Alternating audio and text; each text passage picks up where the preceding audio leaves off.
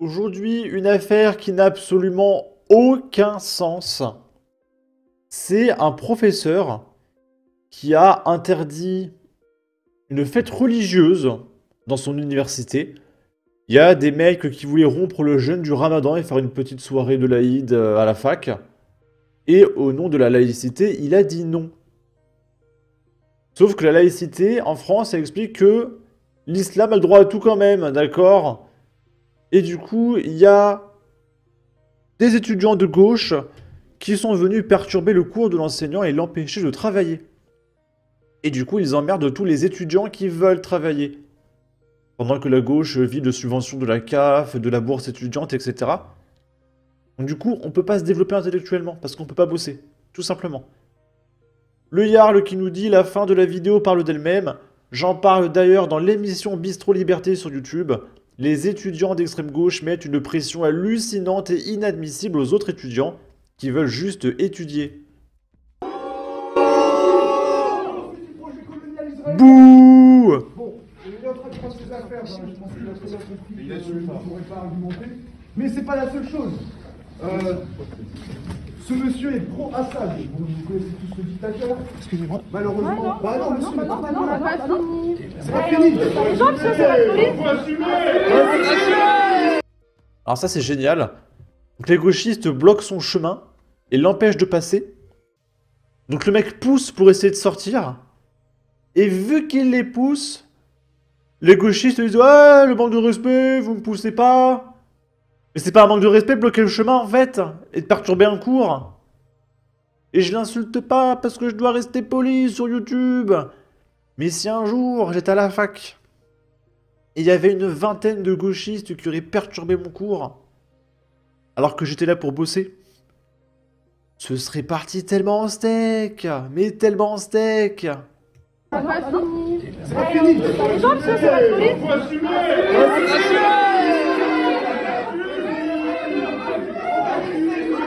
Donc tous ces gauchistes-là ne travaillent pas.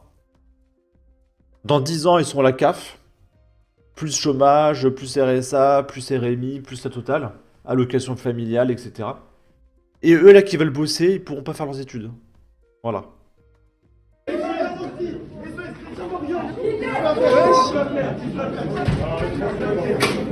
On peut voir qu'on est à l'école et puis qu'il y a des dames en voile quasiment intégrale. C'est le minimum en France.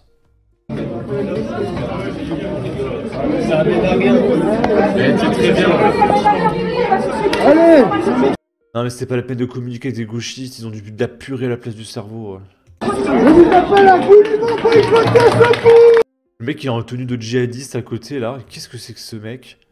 Non c'est pas une nana en voile intégrale? Avec un truc turban djihadiste là? Ils vont boycotter ce coup.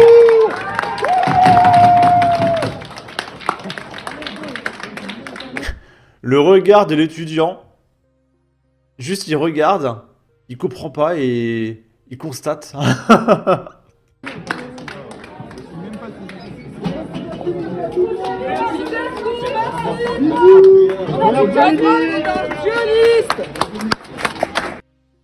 Mais quelle bande de parasites, mais c'est insupportable. Ce sont des parasites, hein. Il faut les expulser au même titre que les OQTF, hein, ces gens-là, vraiment, hein. Ce sont des parasites. Et là, ce qui est excellent, c'est les macronistes.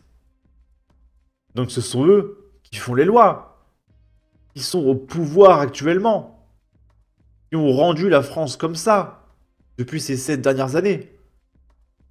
Et ils sont là. La laïcité, ça se respecte. Les enseignants, ça se respecte.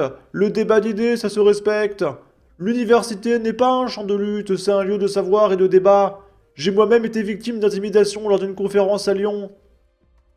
Eh ben, interdis la France insoumise, en fait. T'es président de l'Assemblée nationale. Qu'est-ce que tu fous à plaindre sur Twitter? Agis. Nous devons protéger nos universités et leurs enseignants de ces dérives. Eh ben, fais passer des lois, au lieu de te plaindre sur Twitter. Gabriel Attal. Intolérable, la laïcité ne supporte aucun accommodement, aucune remise en cause. La fermeté est la seule voie possible. Tout mon soutien à ce professeur. C'est dommage, parce que si Gabriel Attal aurait été Premier ministre, il aurait pu changer les choses. Hein, malheureusement, Gabriel Attal n'a jamais été Premier ministre. Il n'a même jamais été ministre de l'Éducation nationale. Hein, sinon, il aurait pu agir. C'est dommage. C'est quand même dommage. Rachida Dati. Comment en sommes-nous arrivés à ce que des hommes cagoulés expulsent un professeur d'université en cours? Ben c'est à cause de toi et de ton gouvernement. Exiger de force une salle pour une rupture du jeûne dans une université est interdit. Cela n'a jamais été une demande de nos compatriotes musulmans qui sont pris en otage par ceux qui ne veulent plus de la République en France. Et c'est vrai que les gauchistes là qui foutent le bordel, c'est même pas des musulmans, hein. C'est des petits Européens, blancs, bourgeois, qui sont là pour se plaindre, pour manifester au lieu de travailler. Franchement, si on regarde la vidéo, c'est même pas les musulmans qui se plaignent, hein, regardez. Attendez. C'est des petits blancs, hein. On voit pas, ils sont tellement déguisés en racaille, jogging basket, full cagoulé. Mais c'est des petits blancs, hein, regardez. Avec des pantalons trop grands. Franchement. Parce que à côté, je rappelle, je vais relire l'article. Clisson dans le 44, le principal s'inquiète de croix catholiques portées par les élèves. La direction rappelle les règles de la laïcité aux familles.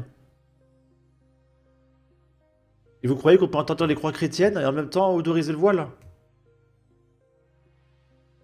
Alors ça s'appelle de l'antisémitisme en fait. Il n'y a pas de religions qui sont supérieures à d'autres religions. Tout simplement. Je vais pas relire l'article, on a déjà fait une vidéo dessus. On va terminer par la réaction de Marine Le Pen.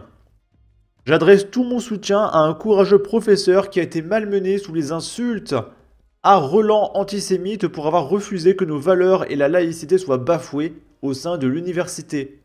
Il est temps que ces attaques ne soient plus tolérées et de mettre fin à cet entrisme islamiste. Nous exigeons une enquête, des sanctions exemplaires et des suites judiciaires contre ces individus. Et on va terminer par une affaire lunaire. On en a parlé un petit peu. À Saint-Ouen, il y a des dealers qui se sont installés devant une école maternelle. Sauf que pour aller à la cantine, il faut traverser la rue. Et du coup, c'était trop dangereux pour les gamins de 5 ans d'aller à la cantine. Et plutôt que d'appeler la police, ils vont déménager l'école. Et là, il y a le Parisien qui nous partage. Saint-Ouen, les parents ont voté.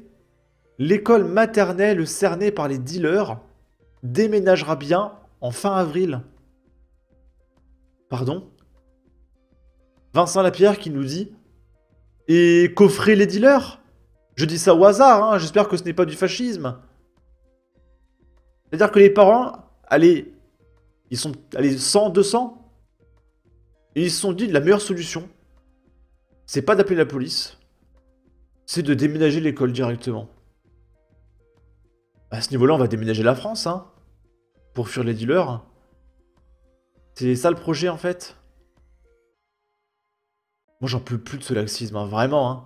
Plus le temps passe, plus je vais un mec de plus en plus radical pour régler le problème, hein, vraiment. Hein.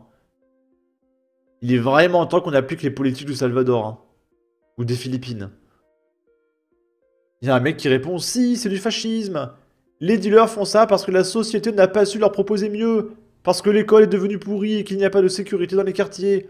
Vous manquez d'empathie pour les dealers. » Je sais pas si c'est du second degré ou pas.